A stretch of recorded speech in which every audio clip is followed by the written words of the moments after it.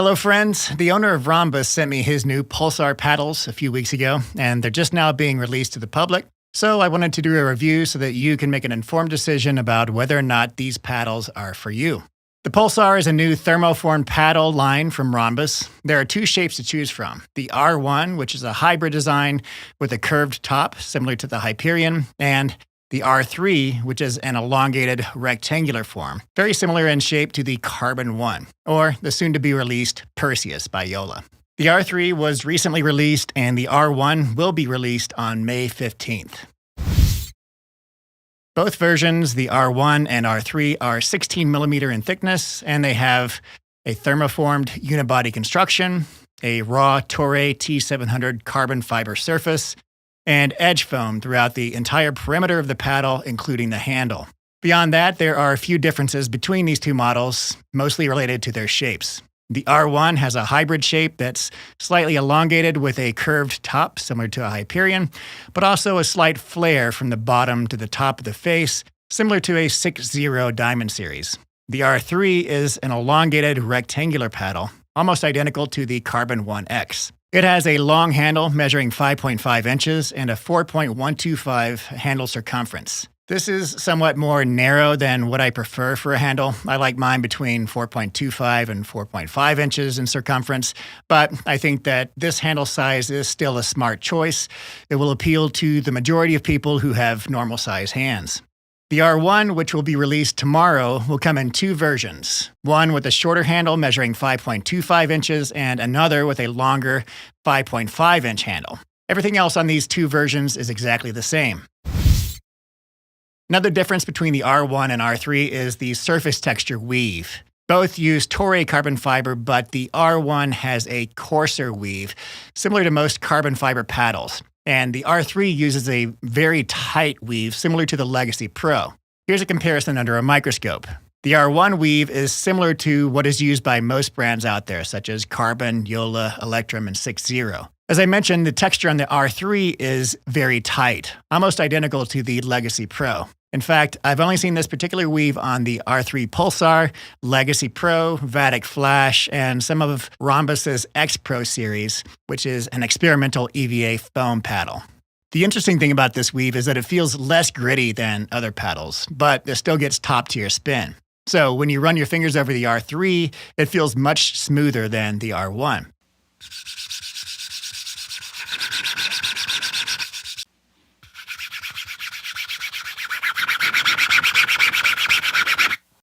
So I was surprised when, after spin testing these paddles, the R3 came out on top. The results were 1970 RPM for the R3 and 1617 for the R1. I suspect this lower RPM on the R1 might be an anomaly based on pre-production manufacturing, and that the R1s to be released on May 15th will get closer to 2000 RPM.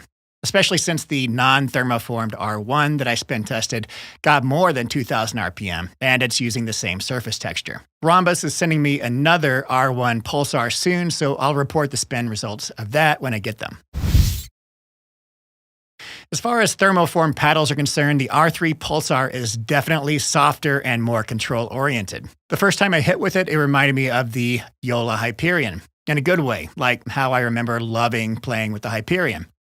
The sweet spot on the R3 is very big, larger than any Gen 1 paddle and comparable to the 16 millimeter versions of the Carbon 1X, Double Black Diamond, Vatic V7, and Legacy Pro.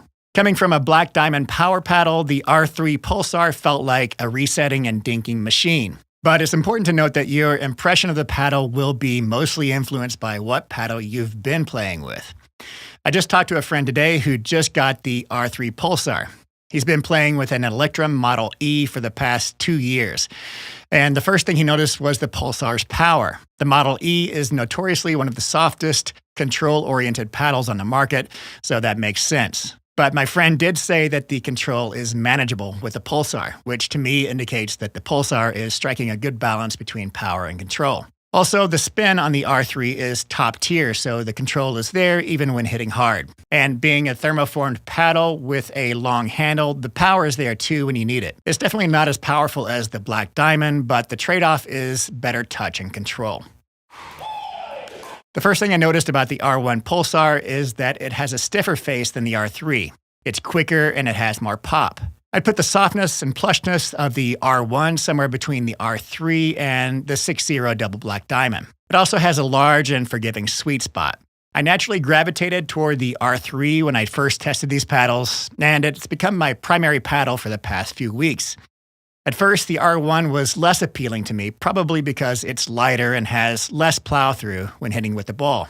But I found that for me, adding lead tape to the R1 really opens up its potential. I added just 0.2 ounces to each side of the neck, bringing the total paddle weight from 8.0 ounces to 8.4 ounces.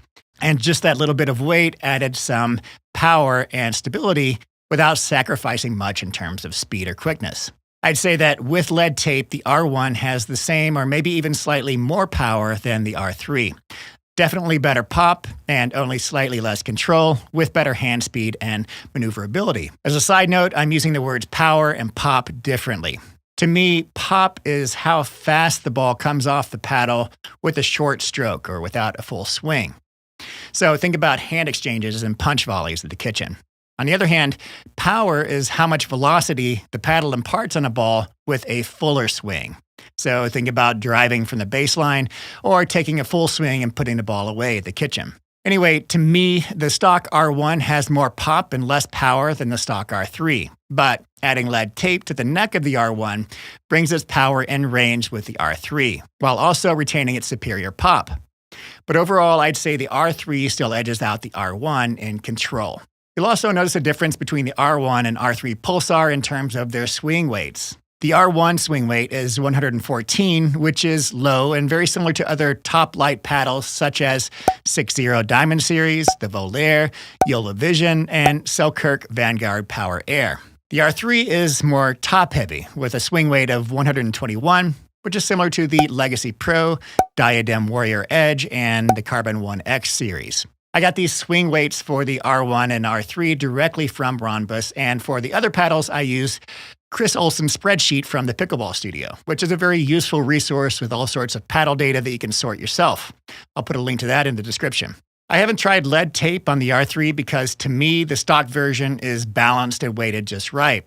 I wouldn't want to add much swing weight to the R3 because that's already north of 120, and anything more than that I think would be too much of a trade-off in terms of hand speed. The static weight of my R3 is already 8.7 ounces with an overgrip, so paddles over 9 ounces start feeling too heavy and sluggish for my taste. The Pulsar paddles use premium Toray carbon fiber, which seems to hold up better to wear and tear than cheaper generic versions. If you haven't seen my last video on this topic, you can follow the link in the upper right-hand corner of the screen here. I've logged about 3 weeks of play with the R3 Pulsar, and I haven't noticed any excess wear or drop in spin, but I'll need to play with it longer to really know how the surface holds up. And while we're talking about durability, let's also discuss delamination, disbonding, and crushed core. You all might be sick of everyone talking about this topic, but it has definitely been an issue with thermoformed paddles, and I know that Ronbus is taking the issue seriously. The most common issue with thermoformed paddles is actually not delamination, but it seems to be related to a crushed core. For clarification, delamination is the separation between the actual carbon fiber layers on the surface of the paddle. Disbonding, on the other hand, is a separation of the carbon fiber layers from the polypropylene core. And finally, core crushing is when the honeycombs in the polypropylene core are compacted and lose their stiffness. As far as we can tell, the primary culprit for thermoformed paddles becoming much more powerful is not delamination or disbonding, but actually relates to the core losing its integrity and becoming soft, creating this trampoline effect. I've had a lot of discussions with Dong, the owner of Ronbus, about these issues of delamination, disbonding, and crushed core, and he's done a lot of research and design to prevent his paddles from breaking down. I know that the other thermoformed paddle manufacturers are also working hard to find a fix to this, and I won't reveal any secrets, but I can tell you that each manufacturer I've talked to has landed on slightly different fixes for the issue. And the fixes I've heard from both Ronbus and 6.0, although they come from different angles, both sound like very legitimate ways to address the problem. I can also share that Ronbus has been performing durability tests on the Pulsar paddles. This is a video of the testing. This machine repeatedly swings the paddle to hit a ball and measures speed and impact force. The speed is set at 68 miles per hour, and the impact force is 550 newtons. An easy way to think about the Newton scale of force is that 1 Newton is about the same as the force applied to your hand if you're holding an apple. So each hit with this machine generates 550 newtons, which is quite a lot of force. A 6,000 cycle test has been completed on the R3 with no core crushing, disbonding, or delamination. So I'm feeling pretty confident that Ronbus Pulsars are some of the most durable thermoformed paddles on the market, and they're not likely to suffer from delamination, disbonding, or crushed cores, which have become so notorious lately. I've really enjoyed playtesting the Pulsars. In fact, I keep going back to the R3 until it eventually became my primary paddle. To me, it really strikes a good balance between control and power. After playing with the Black Diamond for the past few months, I really enjoyed the plush feel of the R3 and the confidence that I won't pop up the ball as much. And while the power of the R3 is not effortless, as it is with the Black Diamond, it's still above average for paddles, and you can generate the same amount of power as the Black Diamond with a slightly larger swing.